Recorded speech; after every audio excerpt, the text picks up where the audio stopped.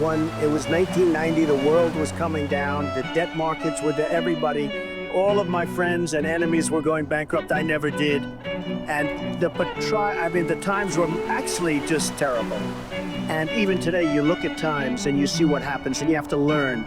But the word luck is very interesting. But if I didn't work really hard, I probably would not, almost definitely would not be here today. And unless you had me up as a man who at one point was successful, but let's see what a loser looks like. So you have to work hard, because it is true, you can develop luck through hard work. You're going to have a lot of people, your parents included, they're going to be saying, don't do that, don't do that. And you have to listen to them. They're wise, they've been around, they've seen. And sometimes, and I tell people, sometimes they go into a business where basically you can't be successful. You know, nobody's successful. If you can get away from that, get away from it, if you can.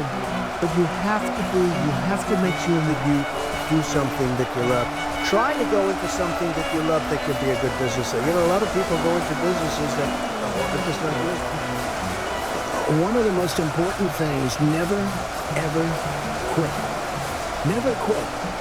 You know, I went to a great school. I went to the Wharton School of Finance, and in that school, I met a lot of people heading industry today and over the past, very smart people. But I've watched some of the people grow. I've watched some of the most incredible, brilliant students, and they didn't make it like other people made it because they didn't have that drive. They didn't have that never give up ability. I don't know if it's an ability or if you have it, just you can't quit. And I've seen people quitting. And if they would have held out longer, they would have been successful. I've seen it so much. I've seen some of the most brilliant people in the world that never made it because they were quitters. They were just quitters. They would quit. They just couldn't take it. They couldn't, whatever. One of the things about loving what you do is that it's not work, and therefore you don't quit automatically. It's a lot easier not to quit. But you can never give up. Now, you have to also have flexibility. You can't necessarily say, I'm never giving up, and you got to be able to weave and bob. You have to go through a concrete wall. Then you can go over it, or around it, or under it, or something. You have to have flexibility. You have to always be able to change course a little bit. Maybe always with that same goal, but don't quit. You have to have an ability to handle pressure. Because no matter how successful you are, I have many, many friends and enemies, a lot of enemies too, I don't care, but they're smart. I had a lot of enemies, and I've watched people that I've seen it. And people that can handle pressure can be entrepreneurs, can be successful. Now, I have some friends that are really, really smart, but they can't handle pressure.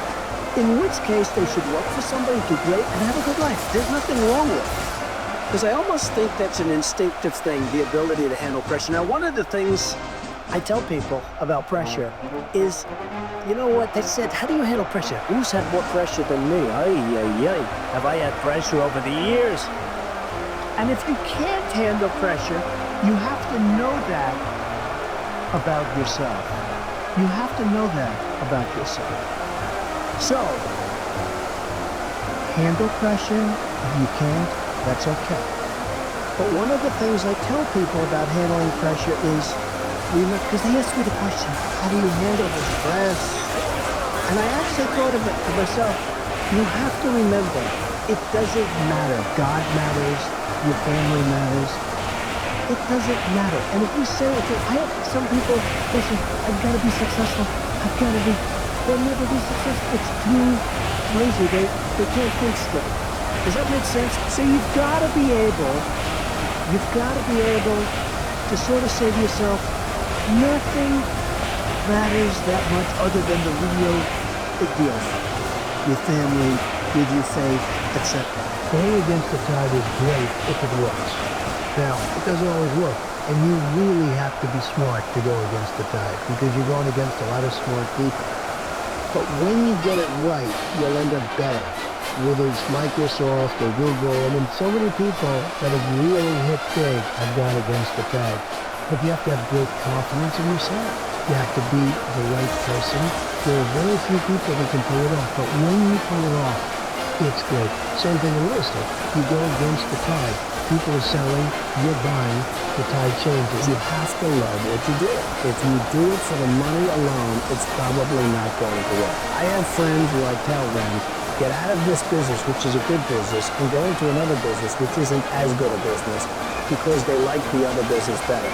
They'll do better in a less good business, so to speak, than they will in the better business, because they like it. Somebody has a family, has a job, they have a nice job, they get X dollars a week, they don't have to worry about very much, it's not going to be great, they're not going to live in Palm Beach, but you know what? They have a job, and it's income coming in. The hardest thing to do, in my opinion, in business, is to leave that job and become an entrepreneur, because you're risking your wealth, you're risking your family, your health, your family's health. You're really risking a lot. You have to know in your gut whether or not you have it to be an entrepreneur. Can you handle pressure? Can you handle all of the problems that you're going to be confronted with? And there'll be many, many problems. But the toughest job that somebody has, in my opinion, in business, is to know when to get out of something and when to go in something. Because that's a very, very risky proposition. I've always believed in positive thinking. At the same time, I don't want to mislead. I also believe in aspiring, in terms of what you're doing, aspiring to protect against the downside. You can't just be this wonderful guy walking around everything's positive, because unfortunately that's not the way the world is. I love to tell people to think about the challenges so that when they do come along, you're ready.